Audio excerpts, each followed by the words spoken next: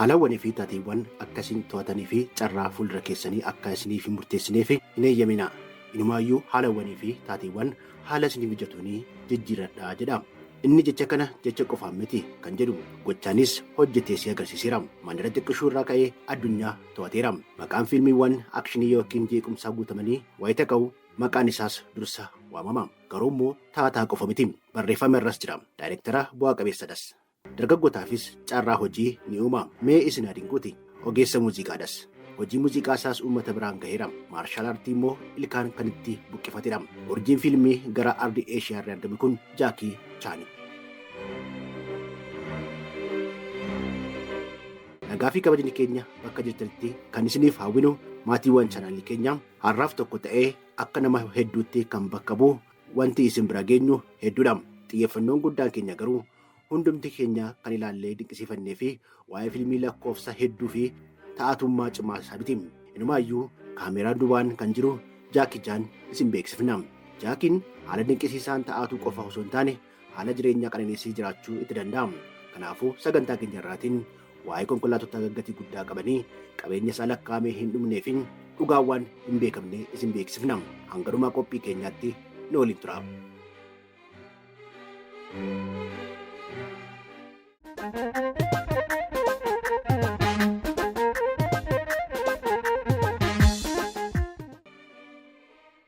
Bakki dhaloota isaa kibba lixa Chaayinaadha. Bara 1954tti magaalaa Hong Kongitti dhalachuu isaa odeeffannoon isaa ni mul'isa. Osuma jennu maqaan maatii isaa baasanii fi Kong Sang Chaan ture. Yeroo ammaatti garuu namni maqaa kanaan yaadatu kan jiraatu hin fakkaatu. Addunyaan marti moggaasa maqaa Jaakii Chaan jedhuun beekama. Abbaa ogummaa hedduu kan ta'e Jaakii Chaan gara industirii fiilmii osoo seenuun duratti mana barumsaa Peking Operaatti Akaadaamii Diraamaa Chaayinaa barnoota ta'atummaa isaas barateera. Barumsa ta'atummaa isaatiin cinattis leenjiiwwan maarshaalii akiroobaatiksii fudhateera. Dandeettiiwwan dabalataa kunneen addunyaa fiilmiitti uumamawwan haaraa akka hammatamanii fi carraa uumaniif jiru. Aartiin gara kookottuu kan jettenis ijoollummaa isaatiin ture. Chaan gara ta'atummaatti kan makame bara 1960 waggaa 5ffaa isaatti yoo ta'u, bara 1962tti immoo fiilmii Big and Little Wong Tin Bar jedhamu irratti hirmaateera.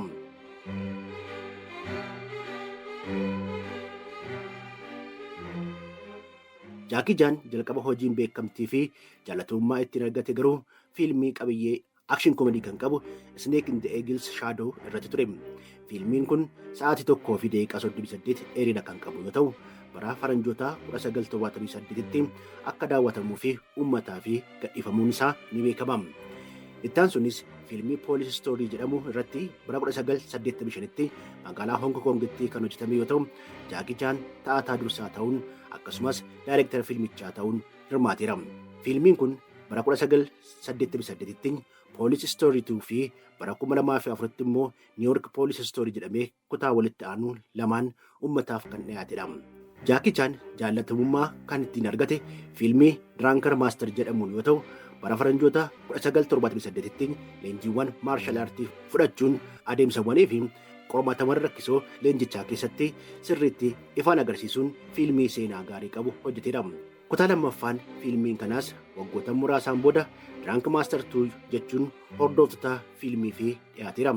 Fiilmiin Rush Hour immoo yaadannoo guddaa kan qabudha. Fiilmiin kun akaakuu fiilmii akshinii fi koomedii kan qabu yoo ta'u, Jaakii Chaanii fi Chris Tucker ta'atota dursummaatiin hirmaataniiru. Silaa fiilmii kanaan kolfinee dadhabneerra mitiire. Har'as irra deebinee kan ilaalle yoo ta'e, akka haaraatti ittiin kan kolfinuu fi bashannannu akkasumas fiilmii barreettee hin darbinedha. Jaakiidhaafis irra caalaatti maqaa fi beekamtii fiilmii kenneefidha.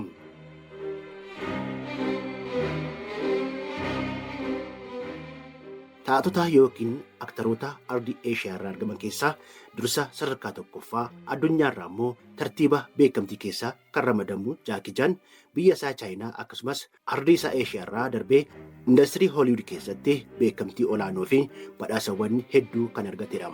Taataan ajaa'ibaa kun industirii fiilmii akshinii irra darbee muuziqaawwan pooppii, fiilmiiwwan kaartoonii fi taphaawwan viidiyoo yookiin viidiyoo geemis adda addaa irratti ta'atummaa hanga daayirektarummaatti hirmaateera.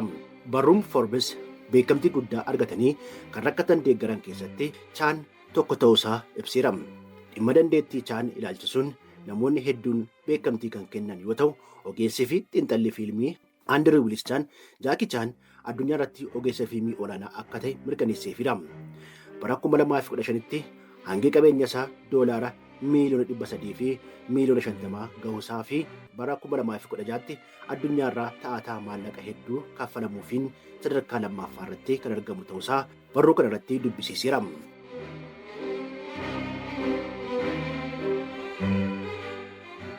Jaakii Chaan Project A, The Foreigner, Rumble in the Bronx, Kung Fu Panda, The Spy Next Door, Bleeding Steel, The Karate Kid, The Forbidden Kingdom dabalatee hanga fiilmiiwwan 200 olii irratti hirmaachuu danda'eera.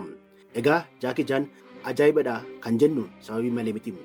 Osuma jennu bara akka lakkoofsa Awurooppanotaa bara 2013 irraa eegalee Chaan paartii kooministii Chaayinaa CCP makamee nama siyaasaa ta'uun marsaa lamaa fi bakka bu'aa koonferensii gorsaa siyaasaa uummata Chaayinaa ta'uunis Jaakiin fiilmiiwwan ajaa'ibaa kunneen hunda irratti beekamtii fi badhaasni kennamee fi kan isa malu jechisuu baatus badhaasa hedduu argateera. Badhaasa Oskaaris argateera. Seenaa addaa galmeesseenis lammii Chaayinaa jalqabaa badhaasa Oskaarii badhaafameedha. Yoo kana jennu garuu fiilmiiwwan hunda kanneen wayita hojjetu maallaqa guddaa gara kiisii isaatti galfateera. Qabeenyi isaas yoo jiraattan akkasitti malee haala jechisiisuun jireenya qananii olaanaa jiraachaa jira. Mee mana jireenya ammayyaa fi gatii guddaa qaburraa haa eegallu.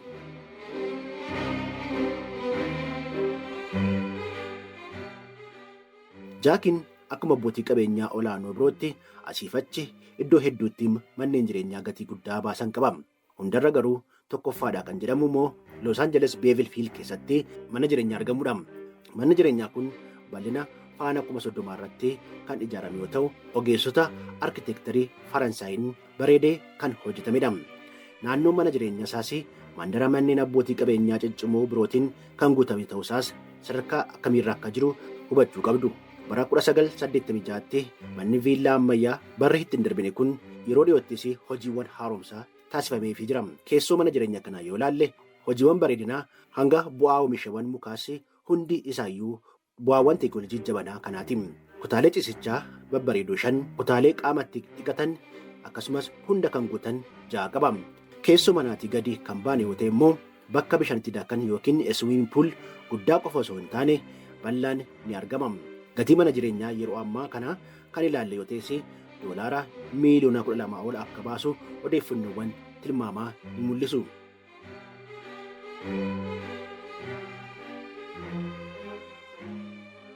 Jaakii Chaan investimentii riil isteetii irratti fedhii guddaa kan qabuu fi bu'aa qabeessummaa isaas kan hubate fakkaata. Mana jireenyaa viillaa ammayyaa kanaan dura caqasneenii dabalataanis manneen jireenyaa appaartimentii ajaa'ibaa 2 magaalaa dhaloota isaa Hong Kong keessaa qaba.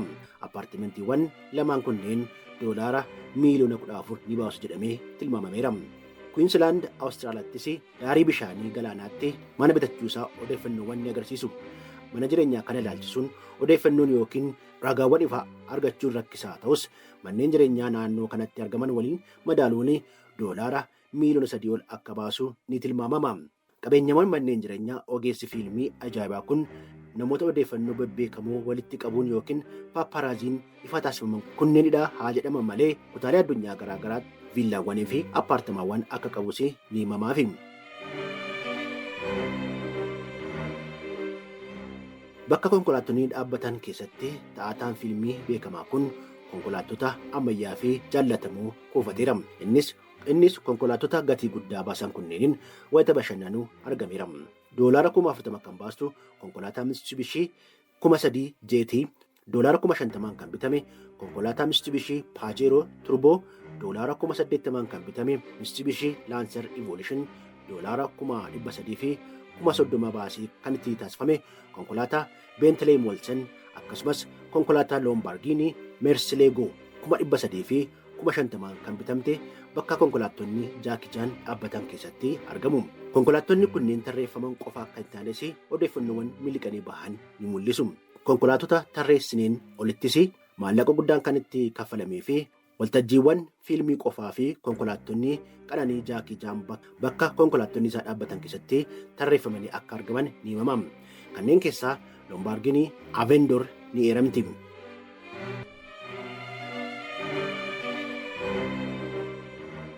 Konkolaataan kun addunyaa irratti ariitiin fiiguun ajaa'iba kan jedhamanii fi bu'aawwan industirii konkolaataa keessaa isaa dhumaatii yookiin immoo ammayyaati jedhaman keessatti kan ramadamtudha. Konkolaataan kun motora humna fardaa 770 kan qabu yoo ta'u, maayilii 0 irraa gara 60tti sekoondii tokko keessatti gahuu akkasumas maarshii jijjiiruu fi yeroo sekoondii 3 gadi qofti ishee ni gahaa jedhama.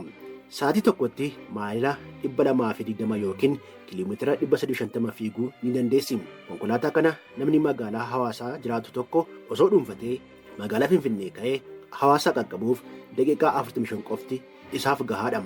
Konkolaataa fedhii namaa guutuu kana bitachuuf garuu jaakiin $400,000 fi $50,000 baasii itti taasiseera. Armaan olitti jiraataan magaalaa Hawaasaa kun osoo nan bitadha jedhee naannawaa birrii miliyoona 50 olii kaffaluutiyyuu isa barbaachisa.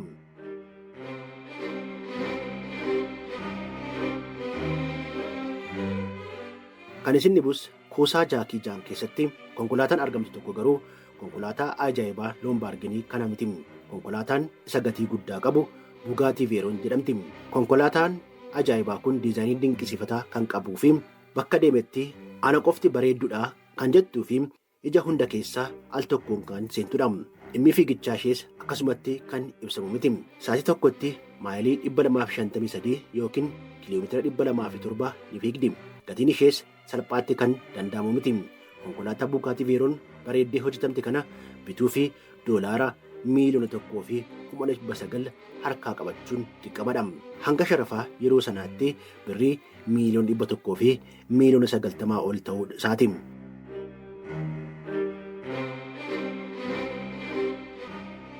Haalli jireenyaa qananii Jaakii Jaan viillaawwan bareedaa fi konkolaataawwan ajaa'ibaatiin qofa kan daangeffameeti. Galaanarraa akka fedhittis bashannanuu fi bidiruuwwan afaan harkaan nama qabsiisan 2 ta'anis qaba. Inni tokko bara 2019 kan bitatee fi doonii guddicha dheerina faana 152 qabudha. Almuuniyeemiidhaan bareeddee kan hojjetamte dooniin kun sa'aatii tokkotti maayilii 30 ni fiiga. Namoota jaafis iddoo qananii itti keessummeessan nyaata itti qopheessanii fi itti nyaatan qaba. Walumaa galatti viillaa qananii galaanarraa balaliituudha yoo jedhame itti hin baay'atu. Jaakiin doonii mootii galaanaa kana bituu fi $1,030,000 yookiin birrii biliyoona 3 itti kaffaleera. Dooniin ammayyaa biroo Jaakii Jaan Rooy 125 jedhamus qaba. Inni kun hanga bal'ina isaatiin kan jalqabaarraa gadi ta'us wantoota qananiidha jedhaman kan guutamedha. Gatiin isaas immoo miliyoona 20.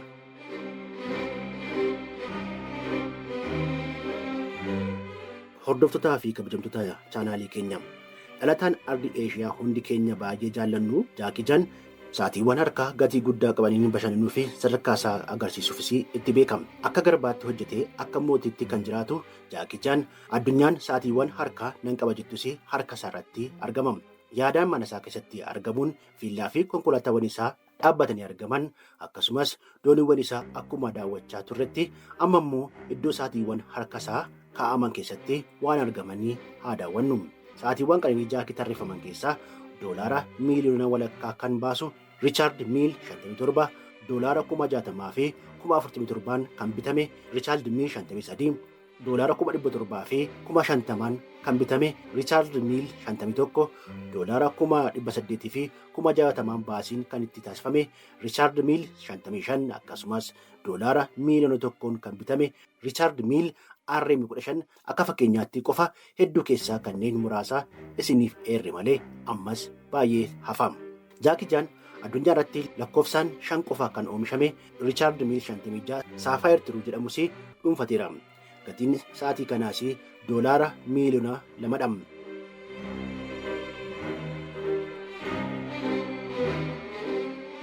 Hanga yoonaatti kan ilaalle qabeenyawwan Jaakii Jaan lafa kana irratti argaman qofadha. Maallaqni yoo jiraate samii keessas daandiin jira akkuma jedhamutti ta'ataan abbaa qabeenyaa olaanaa kun jireenya qananii isaa lafa kanaas samii irratti jiraachaa jira. Kanaafis xiyyaarota dhuunfaa babbareedoo 2 dhuunfateera. Hong Kong irraa gara Hooliwuditti kan balali'us kan deddeebi'us tikeetii bitee osoo hin taane xiyyaara babbareedoo kunneenidha. Xiyyaarawwan dhuunfaa kunneen keessaas tokko Leegaasii 500 kan jedhamtuu fi mootora xiyyaaraa 2 qabdi. Xiyyaarri ammayyaa kun maayilii 563 yookiin kiiloomeetira 900 ni balali'a al tokkotti boba'aan tamnaan. Kunis xiyyaarawwan dhuunfaa addunyaa kanarratti jiran keessaa ariitiidhaan isa tokko ni taasisa. Keessoo isaatti immoo namoota 9 akka keessummeessuu fi hojjetameera. Jaakii Jaan biyya Chaayinaarraa xiyyaara bareedaa kana dhuunfaasaa kan taasifachuun nama isa jalqabaa ta'eera. Xiyyaara kana waggoota 8 duratti doolaara miiliyoona 20 yookiin birrii biiliyoona 2 dhuunfateera. Jaakiin mallattoo daldalaa yookiin biraandii kanaan sadarkaa qulqullinaa guddaa kan qabu Leegaasii 650 jedhamus dhuunfatee qaba. Xiyyaarri kun maayilaa 4,488 yookiin al tokkotti boba'aa guuttateen sa'aatii 8 fi balali'uu ni danda'a. Namoota 13 haala balalii qananiitiin akka keessummeessuu taasifameetiyyuu keessoon isaa kan hojjetame. Jaakiin xiyyaara kana bitachuuf immoo doolaara miiliyoona 30.2 baaseera.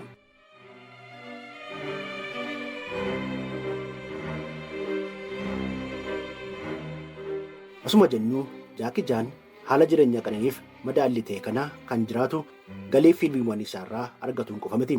Taataan bu'aa qabeessi kun carraa hojii uumuunis dorgomaa hin qabu jedhamaafi. Manneen barnootaa jiimnaastikii irraa kaasee hanga manneen nyaataa qindeessanitti reesturaantota suushii hanga uffata biraandii isaatti dameelee hedduu irratti hirmaateera. Jaakii Jaan Tiyaatira Intarnaashinaal kan jedhamuu fi Chaayinaatti fiilmii agarsiisuun mana siinimaa dorgomaa hin qabnes dhuunfateera. Maqaa isaatiinis oomishawwan yookiin piroodaakshinoota fiilmii 10 ol banee fiilmiiwwan isaa hedduu hojjeteera. Damee muuziqaatiinis albamoota 20 ol maxxansiisuun maallaqa guddaas argateera. Galiin beeksisa irraa argatus akkasuma olaanaadha.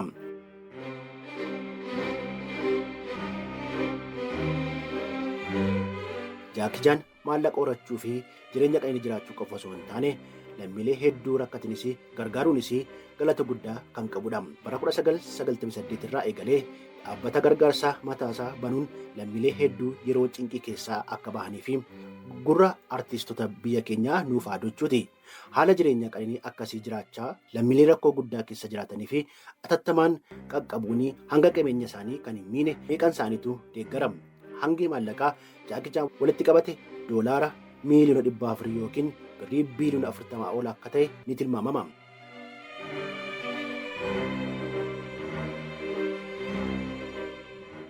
Kabajamtootaa fi jaallatamtoota hordoftoota chaanalii keenyaa dhimma haala jireenyaa qananii fi ajaa'ibsiisaa akkasumas bu'aa qabeessaa fi namaaf garaa kan laafu dhimma Jaakii Jaan isiniif dhiyeessuuf carraaqaa turre kanumaan xumurameera. Akkuma barame chaanalii keenyaaf haaraa kan taatan seenessawwan haaraa yeroo yeroon akka isiniif qaqqabuu fi mallattoo bilbiltuu tuquun sabiskiraayib akka gootan isin yaadachiifna.